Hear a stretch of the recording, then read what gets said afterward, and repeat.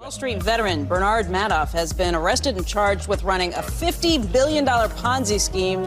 Congress wants to know what caused the Enron meltdown. Now, while the collective rage currently is focused on WorldCom, Tyco CEO Dennis Kozlowski was convicted of looting hundreds of millions of dollars. This is one of the biggest fraud cases ever.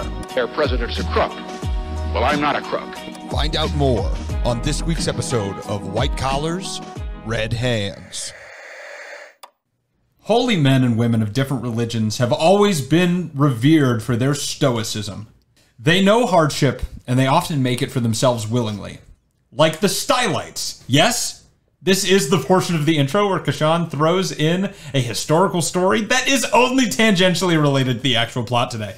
The Stylites were a group of Christian ascetics who, as part of their religion, would climb and sit upon a tall pillar, eating and drinking only what was brought to them through charity. So people have to like set up ladders and like climb ladders and give them food and give them water. And that's the only way they could get food or water. It was a real thing. Look it up. They were named after Simeon the Stylite, who decided one day in the 300 ADs that it might be chill to just spend 37 years raw dogging a pole. Kind of like the decision Nina made when she finally left her small Ohio town. Got a few decades left in there. Part of being a monk is this idea that you give up worldly pleasures now to attain some sort of higher enlightenment later. But is this kind of lifestyle sustainable in a modern society?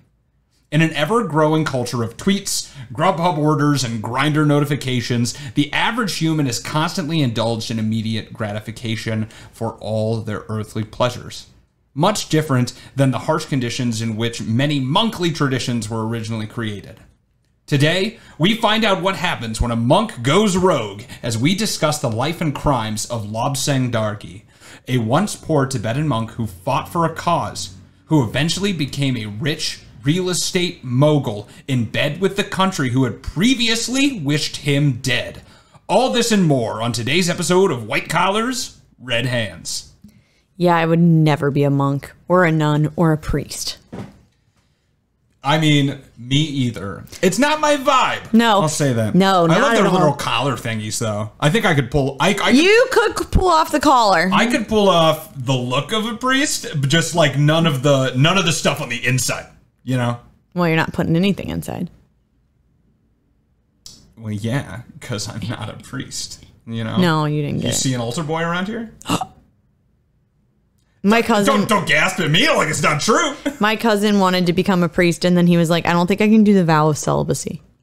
That's the one thing. Yeah, oh man, I don't think I could be a priest because I got that dog in me. I just gotta fuck, dog. Hell yeah. Like, okay, man. Okay. It's more than that. He's like, no, you don't get it. This, I gotta schwing meat. I gotta schlang the schlong. I gotta schlang my schmeats, okay? It's like, okay, dude, please. I've got the schmeats. This is an Applebee's. Please calm down, sir. So welcome back to another episode of White Collars, Red Hands, everybody.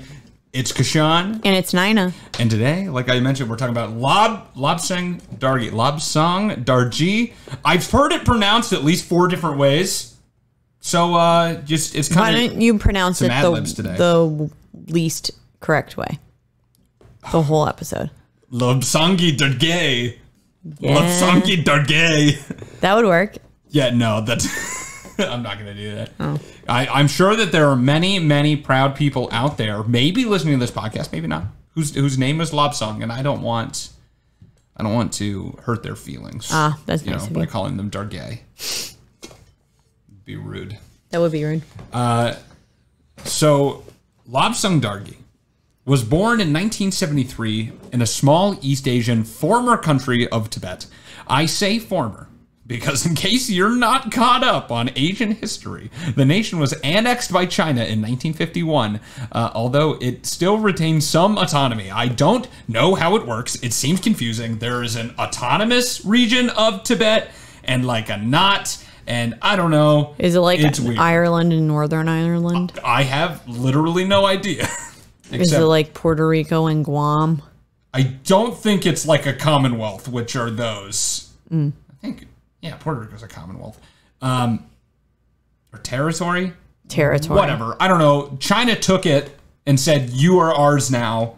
You're mine. Kind of like, not to get political, but kind of like Taiwan or Hong Kong, you know, where they're like, this is ours. And then some of the people there are like, no, we're not. That's Tibet. And Tibet at the time boasted a population, it was small. They boasted a population of about 1.5 million people in total. And the largest draw, as we know, for Tibet would, of course, be the world's tallest mountain, which is nestled amongst the Himalayas, Mount Everest, which is like half in Tibet and half in China. Like, I guess literally the border runs right across the peak. Oh, interesting. Yeah. So, but that is what many people would know Tibet for. Climb every mountain. I don't. What is that? Sound of Music. Oh, I fall asleep halfway through. Oh, it's the end, so you wouldn't have I seen fall it. asleep at the You Are 16. It's like an hour and a half in the movie. Going on 17. Every single time I fall asleep there. Oh. I don't even get to see them get to the Nazis. It's Sean doesn't even know it's a World War II story. Like I know it's there like later, but I don't know. Because I fall asleep and I'm done. It's 3 times. I'm not going to try doing it again. Spoiler alert. They climbed the mountains to get away from the Nazis. Wow. Is that all you had to do? Well, they were going to Switzerland. You could just go to Switzerland? Yeah. I don't. Well, sure. I mean, they had to climb the mountain, dude. Sure. It's not easy with 7 kids to climb a mountain inconspicuously. I'm just saying. I think they Also, made it seem a lot easier to escape Nazi Germany than it actually was. That's all I'm going to say. Well, you're correct, because my grandfather did not escape so easily. Spoiler alert: Rolf, Liesel's love interest, joins the Nazis. Ugh, I always knew. You can't trust a Rolf. Can't trust a Rolf. I've never met a good Rolf in my life. Probably because I've never met a Rolf. I was just going to say, how many Rolfs do you know? 0, but never met a good one. So back to Lobsang. Although Tibet is beautiful, the people who inhabit Tibet were not wealthy. I thought you were going to say they were not beautiful. No, they're ugly. I'm going to say it. They're uggos. Fuck ugly. They're uggos, and I'm sorry. As it was one of the poorest regions of China. I guess that's changed now, but I don't know what to believe about any news coming out of that area of the world. Well, I will say that it might not be accurate because of who took them over. I have no idea. And Lobsang's family was no different. They were a small farming family who grew their own meager rations and have said to burn yak dung in the winter to heat their house, which must have smelled great, right? I think it smells like Febreze. Like, you know, we light like a sugar cookie candle, and be like, it reminds me of the holidays. You know, there's got to be some fire ass yak dung candles out there, my man. They're like, it's so nostalgic. Lobsang himself, talking about growing up, said, and this is a direct quote, "I was born next to a pig." Oh, just like Jesus. Yeah, I don't know. Are there pigs in the little? What the hell are those things Nativity called? scene? Yeah, those things. Is there ever a pig there? I'm sure there was a pig there somewhere. All right, fine. Actually, it was. I don't know. I don't know where pigs originated from. What region where are pigs from? Do we really need to spend time Googling that right I now? can do it later. I'm just curious. Where did they come from? I don't know. Okay. So he was born next to a pig, Lobsang Dargey, next Jesus, maybe. At the age of 13, however, Lobsang was sent away from his farm and family to join the ranks of the Tibetan Buddhist monks. If you ask Lobsang, this was because his family believed him destined for more than just a simple farmer. But a more likely story is that the family just couldn't support him financially. So they sent him off to the monastery. That sucks, because it's like, that's a decision for the rest of your life that's being made by your family. Yeah, but it is a tale as old as time, much like when extra children in the Middle Ages were sent to have lives within abbeys or the nunneries. You know, you're like, well, I have this daughter. I got a lot of daughters, And she's uggo, and we can't marry her off. yeah, so. no one wants her. No one wants to pay 3 fat sows as a dowry, so we'll just send her off to the nunnery instead. So, happened to Lobsang. And Tibetan Buddhism, although one of the smallest Buddhist countries, is probably one of the best known sects of Buddhism here in America. When you think of a Buddhist monk, who's the first person you think of? Gandhi. Okay, not. I don't even think he was he was Buddhist. Buddha. Yeah. Buddha is the Buddhist monk I think of. I'm assuming that most normal people who are listening to this that aren't Nina might have thought about the tongue-sucking Dalai Lama. Oh, I forgot about him. The Dalai Lama, man. He's like the key leader of Buddhism. The Dalai Lama is the spiritual leader of a specific school of Tibetan Buddhism, who has been ousted by the Chinese government and has lived in exile in India since 1959. He got exiled from China? Oh, wait, yeah. it's the same dude? Yes. Dude, all right. So yeah, this no, is it's gonna, been all the right, same so Dalai this Lama. is really embarrassing. I thought the Dalai Lama was like the Pope and they like changed Dalai Lamas. It is. He's the 14th Dalai Lama. Oh, okay. There's been multiple Dalai Lamas. But they find the Dalai Lama when they're children. This Dalai Lama became the Dalai Lama when he was 2. Oh. And he's like late 80s, so he's just been the Dalai Lama for a very long time.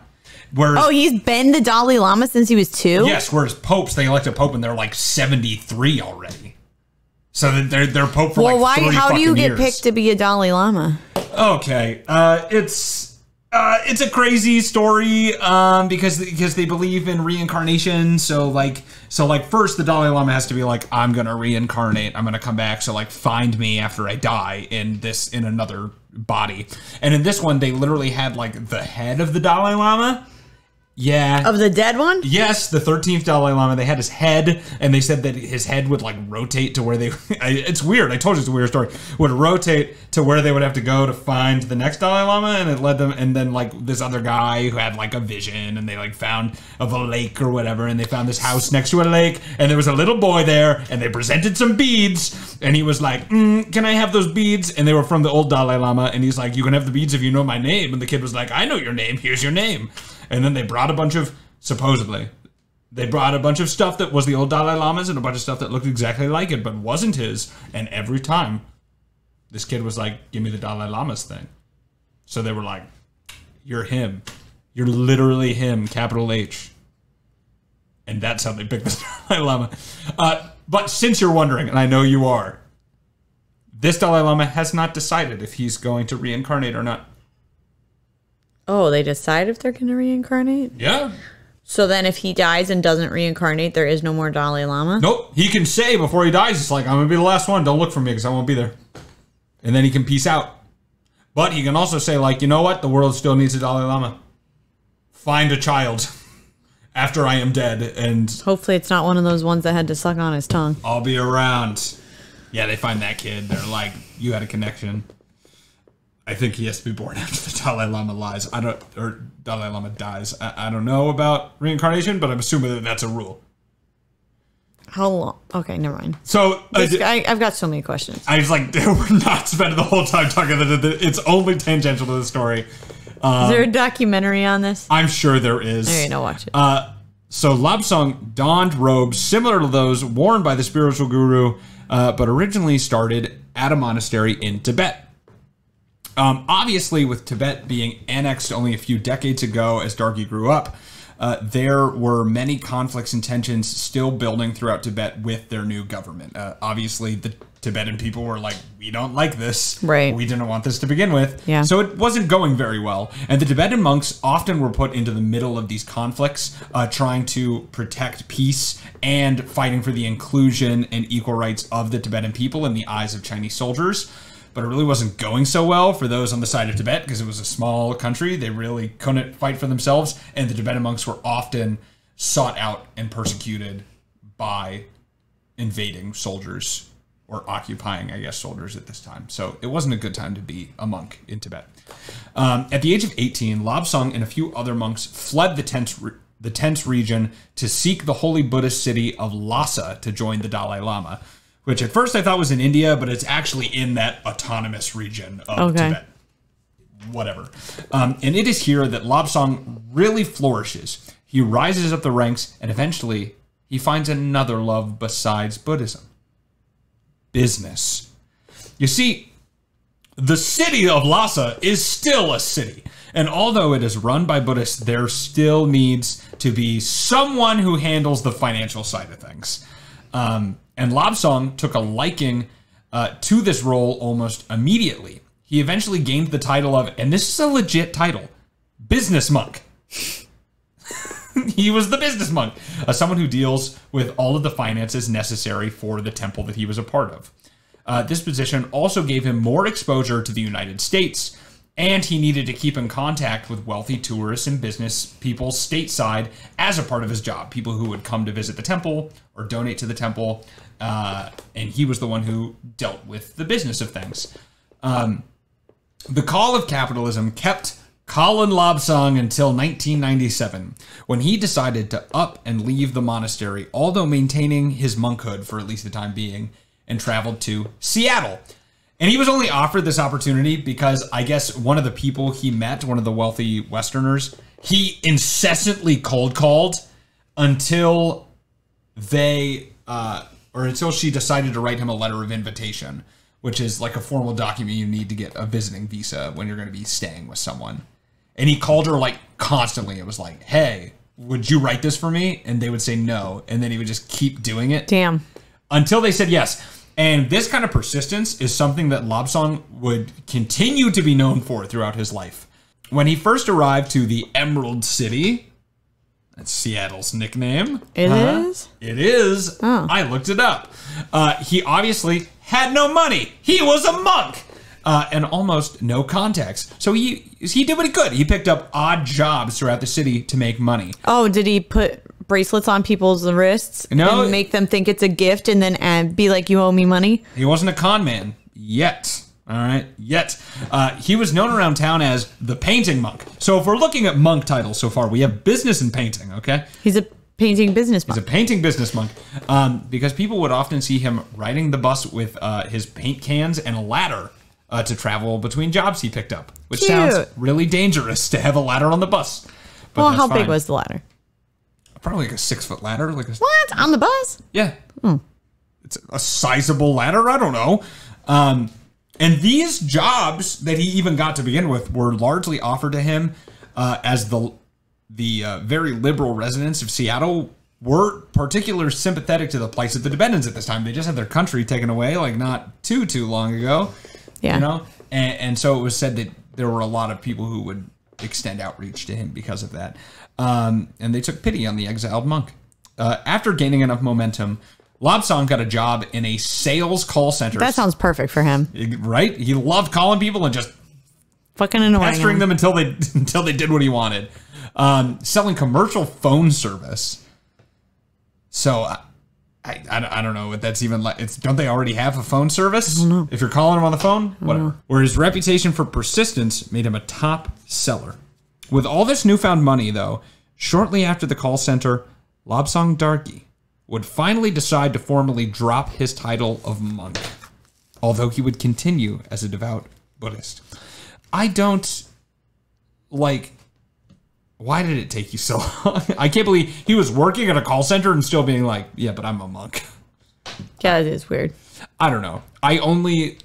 He was out there fucking bitches. I only know how Buddhism works a little bit, and I don't know the difference between overall Buddhism and Tibetan Buddhism, so I don't really know. But I don't think you're supposed to fuck bitches as a Buddhist, but you also can't. What? Not all Buddhists are celibate. Oh, but if you're a monk, you definitely are. Yeah. But it is, I think it's, yeah. You're seen as better if you are celibate, though. Or if you refrain from sexual contact as much as you can. That's why I am the top Buddhist. As much as you can. For now. That was when Lobsang Dargey met the person that would allow him to shoot from small fry phone salesman to the business stratosphere, his wife. Told you he was fucking bitches. He was at least fucking bitch. Yes, at least one. Lobsang Dargey ended up meeting Tammy Agassi. Tammy Agassi. I didn't know who she was either. She's a little Agassi. Well, maybe. She kind of looks like it. Not gonna lie. But I don't know who she was. At the time, she was an executive for a non-profit who actually met Lobsang Dargey because she said she knew a lot of philanthropic clients and he was into philanthropy, whatever. Tammy Agassi is the sister of a well-known tennis player, Andre Agassi, who at the time was the #1 tennis player in the world and well-connected and wealthy, right? And Tammy wasn't doing bad for herself either. And Lobsang saw a perfect opening. He called Tammy for almost a year until she eventually agreed to go on a date with him, which is kind of a red flag in my opinion. Yeah, it is. If you have to ask someone out like 50 times, you guys shouldn't go out. And you should stop trying because it's creepy. I'm Tammy in a situation right now. Oh yeah? Someone just keeps fucking like, yo. Well, he was yeah, he kept being like that, and then I did go out with him after a year and a half.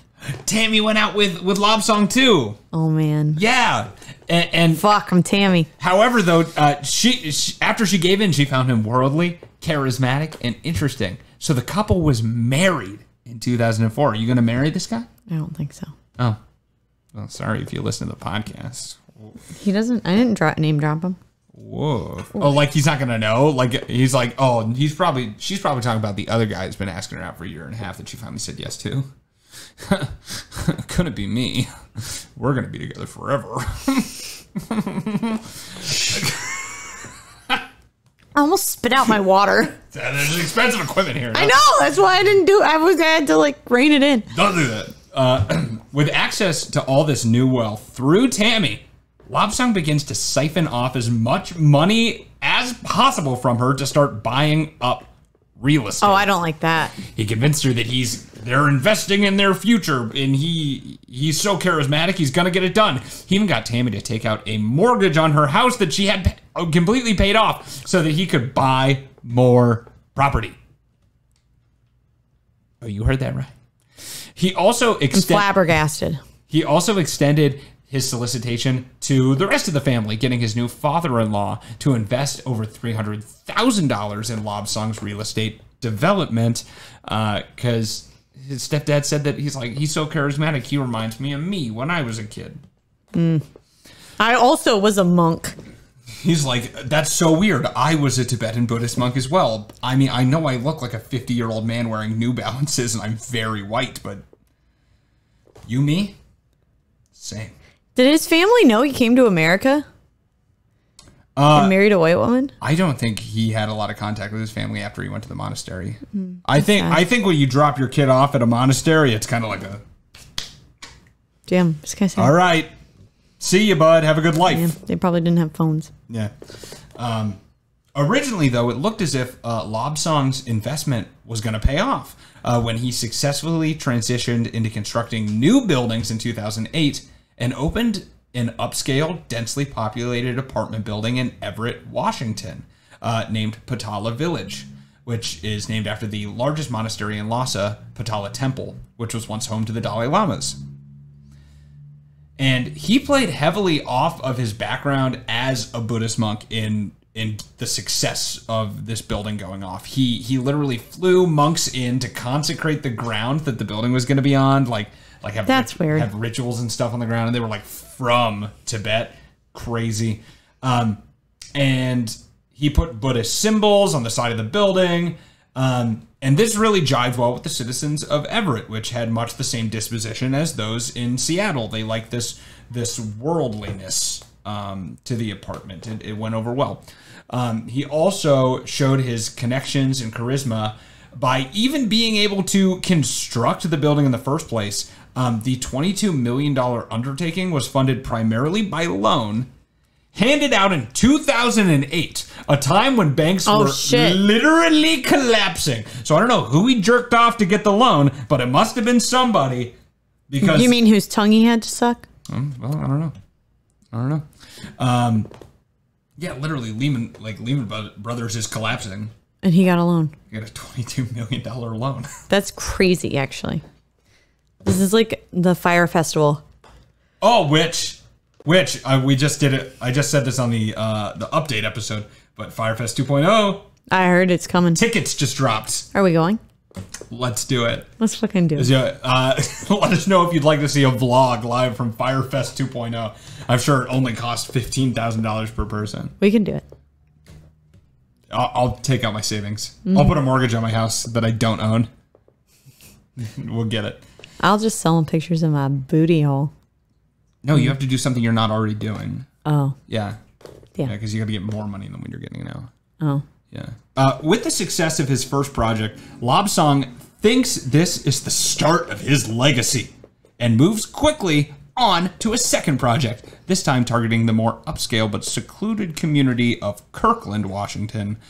Tucked away, it is largely filled with wealthy conservatives who like their space on the private harbor that surrounds the town. Lobsang bought a large piece of land and wanted to build another densely packed apartment building, which he was also going to name Patala Village. That's weird. Like, yeah, is this a chain? Is this the a chain of two? This is the Popeyes of apartment buildings. Apartment buildings that you're trying to start here. I would totally live in the Popeyes of apartment buildings. They have the best sweet tea in this city. You can just make sweet tea, Nana. I know. It's just sugar and tea. No. Because here's the thing: if I make my own sweet tea, then I'm going to drink it all. Yeah, and it's a lot of tea, and I don't need to drink all that. A lot of sugar, right? Okay, people are going to hate me for this. I don't like sweet tea. More for me. Far too sweet. Too much sugar. I love sweet tea. You can't even taste the tea. It's like diabetes. It's awful. I love. Hate it. Give me that in an IV. Hate it. And this tower, Patala Village 2.0, was going to be built next to the water. It was a beautiful space to build an apartment building. But like we said, it was going to put a lot of apartments into one place, in addition to maybe some commercial aspects that he wanted to add to the building, like shops and things. And the conservative citizens of Kirkland didn't want this kind of building with its inevitably lower priced living spaces mucking up their idealistic piece of land. So he received immense pushback from the community at zoning meetings, permits, all the things like that. He got a lot of pushback, like, we're not going to give these to you. They were also much less receptive to the Buddhist monks coming out and performing rituals on the site. I want those Buddhists out here on my land. They're stealing our jobs. Peaceful. Like, what? We don't want peace. I was the one who used to consecrate the land before them damn Buddhist monks got over here and took my job. God damn it! Now what am I gonna do? Who's gonna pray over all the new land that's out when they're offering their services at half my rate? Close the Tibetan-American border. Build a wall. Build a wall. So he's still flying out these monks all the time. He loved doing this, which must have been costly, by the way. Had to have been. And Lobsang would often lock horns with these residents rather than trying to win them over at like the what are they, like the public, the meetings, like the public hearing HOA meetings. You know, where they go and they talk about like new buildings that are being built, and you can invite the community Tibetan can come monks or whatever for like every he probably did. And I guess they would like start arguing with him, and he would just like yell at them and say that what they're talking about is dumb or like doesn't matter, and just it didn't work very well. This led Lobsang to decide the best plan of action was to entrench himself into the area by suing over the zoning denials for his building. But the fees for litigation and literally flying Buddhist monks out for multiple rituals to banish the demons that were keeping him from breaking ground started to add up. Dargey found himself in a precarious position, and he had to turn to less savory means to keep his business afloat. Okay, so we'll back up. We'll talk about something else for a little bit. There is a governmental program known as EB-5, Immigrant Investor Program. All right, this was created in 1992 under the President George H.W. Bush, and this program was meant to set aside visas for foreign nationals who invested in job-creating commercial enterprises. Basically, if you invested $500,000 in a U.S. business or project that also planned to either create or preserve 10 full-time jobs for U.S. workers, you and your family were eligible to apply for lawful permanent residency, also known as a green card. Now, you might be thinking, that a lot of immigrants are poor when they come to America, right? So if they had $500,000, why are they interested in immigrating to the United States anyway? They're obviously doing pretty good. And the answer is that there is at least one large nation in which the wealthy citizens were looking to leave, and that was China. There are many Chinese citizens that, although they had prospered in their home country, wanted to move to the U.S. for various socioeconomic reasons. Whether that is to do business in a more capitalistic environment, just like that guy at Alibaba who like got too big and then he just like disappeared for 2 weeks. Like maybe you don't want that to happen, so you're like, let's go be rich in America instead. Fucking Jeff Bezos seems like he's having a great time. We'll go do it there. Or maybe so that your children can more easily get access to the better, what is seen as better higher education here in the States. They were the ones that could largely take advantage of this EB-5 program. Now, Lobsang discovered this program and understood the dynamics that it had with Chinese citizens, and he got approved for his first EB-5 project in 2011. With the problems in Kirkland, he decided to move this project back to Everett, where he made the first Batala village and where it was still doing pretty well. Where he was going to build something called the Farmers Market, which would be a mixed-use building that not only contained apartments as his previous projects, but also vast retail spaces, like maybe like a little mini strip mall attached to it, and a full-fledged hotel. All in all, this project was price tagged at $50 million. And to raise this sizable chunk of change, Lobsang turned to investors in the country that had actively oppressed his people for decades. Lobsang was fluent in Mandarin, which made the opportunity a little easier to seize, and he began courting money both directly and indirectly from Chinese citizens, either by taking trips to meet people or through brokerage agencies in China. In his promotional material, it is obvious that he relied heavily upon the project's EB-5 status to pitch to potential investors, and would often guarantee these people that if they invested the $500,000 in the farmers market, then they were guaranteed to receive U.S. citizenship. Oh. Yeah, and obviously, it's not a guarantee. Although the program really just entitles you to apply, which in most cases, if you are qualified, you'll probably get in with this kind of fast tracking. It's not a guarantee. Any amount of things could happen. There's also only like a limited amount of these set aside anyway. So if too many people were part of the program, probably not everyone's going to get in. But he definitely made it seem like, yeah, it's a shoo-in. Just give me $500,000 and you'll be an American citizen. You're in. You got it. For most of the investors that would put money into the project, they were not even really expecting a real return on investment on the project. They already had money. They were instead investing primarily for the promise of the citizenship that they were going to receive. One of the rules of EB-5, however, is that the entirety of the $500,000 that you invest has to go to the approved project or an EB-5 approved project. And in 2012, when Lobsang got his first Chinese investor, he immediately began breaking this rule. Of the $500,000 from this first investor, he took $306,000 and immediately diverted it into his trouble and legal fees in the Kirkland project. And it seemed, at least at first, that he might get away with it because the money just kept rolling in. Over the next 6 months, Lobsang raised $41 million for this project from 82 different investors. Wow. Everything was That's crazy. Yeah, he funded the whole project technically. Imagine if he just like did it. Yeah, I was just gonna say, did what he was supposed to do. Yeah, it's just because he got himself in so much trouble over in Kirkland that it's how we've talked about it all the time. These things usually start with like, well, we'll do just a little bit. Yeah, and then it snowballs. To cover it up, and then it gets bigger and it gets bigger. And just snowballs. And then by the time you know it, you're in prison. Mm-hmm. You know, everything was going so well that Dargey felt as if he had to up his game even further. He moved to the big leagues and announced another project, but this time to build a 41-story skyscraper in downtown Seattle named Potomac Tower.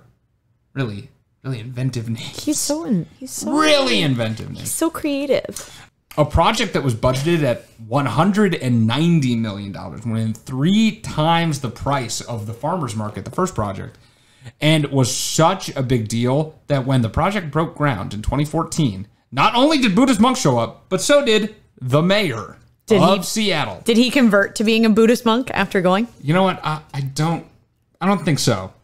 I don't think he did. To fund this tower, Lobsang again started hitting up Chinese investors, but he had to start looking more affluent to gain their trust. He's got to get even richer investors this time. So he pulls money from the EB5 project accounts to take potential investors out to lavish dinners, to fund casino trips, and he even used investor money to purchase a Bentley, where he would have chauffeured meetings with the potential wealthy Chinese clients. Overall, for this project, he raised $86 million from 171 investors, promising to front $30 million of his own personal funds as well. A promise that he never upheld. Did he even have $30 million? Absolutely not. Not unless he was going to steal it from these accounts to feed it in, to feed it into another project. Of this $127 million total that Lobsang raised for these two projects, he diverted $17 million of it either to fund his failing project in Kirkland, where he would actually go on to lose all of those lawsuits against the town that he had over the permits anyway, so it didn't turn out for him. Or he used the money to directly fund things for himself, such as a $3 million mansion that he bought or a stretch limousine. At least there was no note this time of him buying a boat, because that's what they all do, right? No boats and no private jets this time. You know, it was refreshing. That's honestly nice. All these people are like, it's good to see that his monk background stayed with him. Humble. He's like, you know, simple what? Guy. I'll stop at a $3 million mansion. I don't need the private jet. I don't need to. It's enough. And also, he withdrew $200,000 at various casinos or other gambling establishments. And when he realized the gaps in the EB5 account might become suspicious or a problem for him, and also probably because he didn't yet meet the funding goal for Patama Tower, he falsified a bank record, inflating an account that held $400,000 to look like it contained tens of millions of dollars to secure a $25 million loan to shore up some of the gaps. In 2015, the FBI, acting off an anonymous tip, starts investigating Lobsang. And after they pull his bank records, it was pretty easy to see all these movements of money, including those withdrawals at casinos, which made them suspicious, and the feds were pretty immediately sure of the fraud that was going on. They go to question Lobsang, who basically said that he was allowed to use the money how he pleased, and they informed him, nah, that's actually hella illegal. You can't do that. And the SEC soon froze his assets completely and conducted a raid of all of his offices and projects to get as much information as possible. Without money, all operations for Dargey's development company immediately ceased, with the work sites for Patama Tower and the farmers market becoming quickly abandoned. So there's just an abandoned lot in downtown Seattle where there might have been a building someday, at least at this time. Worse than the sites, 253 different investors and their families were also abandoned, hoping for the citizenship that they were promised, because it didn't extend to just you. It also extended to your immediate family. Many were already living in the United States on the visas that were handed out when you first invested, before you even get the green card applications. And they were afraid that they were going to be immediately deported after they received calls from the government telling them that their applications were canceled due to their EB5 money being misappropriated and not fully spent on projects that created jobs. That's horrible. I actually do think this is kind of a drop of the ball of the American government. Like, it's not that many people. I think you should just bite the bullet and be like, you know what? Sorry that happened to you. We'll still give it to you. Yeah, honestly, because like they still donated. It's not their fault. They donated the money. They acted in good faith, and it was a program that was set up to be an EB5 program. Like, that wasn't a lie or anything. It's just that the person running it didn't. Was do a it piece right. of shit. So why should they get it? You know, whatever. The investors not only were missing out on the American dream, if you believe in that, They were also looking at an estimated collective loss of $24 million on the investment to begin with. Meanwhile, Dargey's life was also unraveling. He fell into a deep depression, which eventually caused him to attempt suicide by just he told his wife, he's like, I don't know if I can handle this anymore, and just walked in the bathroom and just started chugging pills.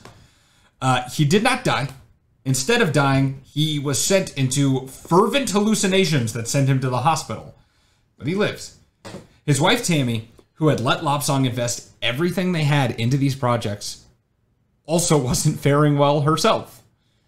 And in 2016, Lobsang officially agreed to release his equity in both of the EB5 projects so that they could escape limbo. They were taken on by other developers and were actually both completed. Interesting. Both of these buildings were built. And they both had their EB5 status restored, which meant that many of the investors were actually eventually able to get the citizenship that they had invested for in the first place. Good. As for Lobsang, he pleaded guilty in 2017 to counts of wire fraud and lying to the United States government, although he still denied knowing that any of it was actually illegal. Partly because the judge received 70 letters from friends supporting his character, Lobsang received a relatively light sentence of 4 years for these counts, and he was actually released early in 2020, although he was ordered to pay the losses of $24 million back in restitutions to the investors. Now, that might make you think, well, maybe he's not such a bad guy. Maybe he didn't know what was going on. Yes, he did. He's from another country. I'm not gonna lie, I do kind of believe that he thought that he could do this and was maybe... Oh, you mean thought he could move the money around? Yeah, I think that he at least partially thought that he's like, well, I got the money to fund the project, it's just funding my works, so part of it will go there, but part of it will also go here. I could see that because he really didn't have a lot of business experience. Okay. He was a monk! And then he came over, he worked in a call center, and then just immediately started buying real estate. No one was telling him how to do stuff, right? Okay, all right, I can see that. That being said, it probably crossed a line at some point, pulling money for gambling. That's a lot of money. Yeah. And he definitely got corrupted by it.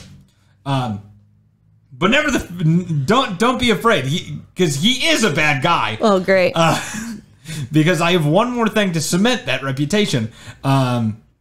Because the entire time he was in prison, Tammy, his wife, was in financial shambles. All right, they lost all their money. She lost everything. And she said that she was living primarily off her tennis star brother to support both her and Lobsang's 2 children. They had 2 kids, and she lived off her brother completely while Lobsang was in prison. Now, while in prison, Dargey convinced Tammy that they would have to get a divorce for financial reasons to protect her from the large restitutions that he would have to pay back. And at first she didn't want to do it, but he's persistent, and she finally agreed. The only thing is that immediately after he was released from prison, he didn't come home. Instead, he immediately left his now ex-wife to marry a young, wealthy Chinese woman, and the 2 still live in Seattle to this day, although Tammy believes that he will soon move to China where he can start the cycle anew. So he straight up was just like, we gotta get divorced. We gotta get divorced. You're gonna have, all this money's gonna hit you. And he had to convince her, and then just, runs off immediately. And marries, Fuck that guy. And marries another wealthy woman. Fuck that guy. So yeah, I think he might actually be kind of shitty. Yeah, he is shitty. Yeah. All those years of being a monk. For what? For nothing. A waste. He's just following his karma. Lobsang Dargey was terrible at being a monk. When he donned the robes, the point of taking his vow was to be chaste in as many ways as possible. Not my thing, but hey, he dedicated his life to it. Instead, Lobsang always wanted more. His hunger for money and the material things in life was all-consuming. And in the end, it consumed not only himself, but his wife, his companies, and the dreams of many immigrants all looking to start a new life here in America. If you're living in the Seattle area, beware of Tibetan Buddhist monks, because you never know when one of them might con you out of multiple millions of dollars.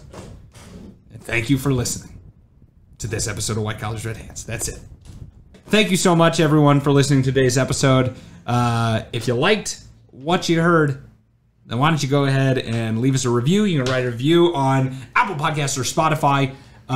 You can only write one on Apple Podcasts if words are your thing, but you can leave a review at 5 stars on Apple Podcasts or Spotify.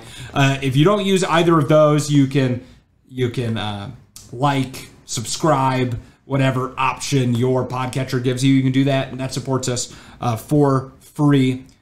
If you don't want to support us for free, you want to support us with cold hard cash, then you can go ahead and buy some merch. Hell yeah. The link is in the show description, or you can go to our website, whitecollarsredhands.com, hit the button that says, check out our merch.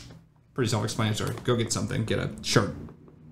Oh my God. There's some street racing going on next to me now. There is. A mug. Laptop bag. Anything you want. Whatever. Another way to support us, not for free. I realize I did this. Never told you guys. If you really hate the 2 minutes of ads that we include in every single episode, and you're on Spotify, you can get our stuff ad-free for $1 a month. No. $1 a month. So if it bugs you enough to pay us $1 a month to not be subject to it, then we will gladly take your money, and you can subscribe to us through Spotify. And Spotify, by the way, also, you can catch our video content there, because this isn't just audio. You can also see our faces as we talk. There or on YouTube, whitecollarsredhands.com. If you also like YouTube, whitecollarsredhands.com. That's the one. That's it. You get the idea. You want to see more video with more of our faces and less of our words, because I'm obviously so eloquent. Check out Kashan's OnlyFans. Oh, I don't talk on there. Just said that. It's the only sound I make. Okay. You'd be surprised how many people subscribe for that. Okay, keep going. Can you just finish? That's what they say too! Yeah, I bet they do. TikTok. You can get us to TikTok at White Collars Red Hands. Instagram, White Collars _Red Hands. Twitter at White Collars Pod. Facebook, White Collars Red Hands. Tell a friend, slap him in the face, tell him to listen to the show, and I think that's going to be it, because it's hot as fuck here in Illinois, and my AC's turned off so that we can record this podcast for you. I hope we sounded as sweaty as we feel. Thank you so much. We'll see you next week on another episode of White Collars Red Hands.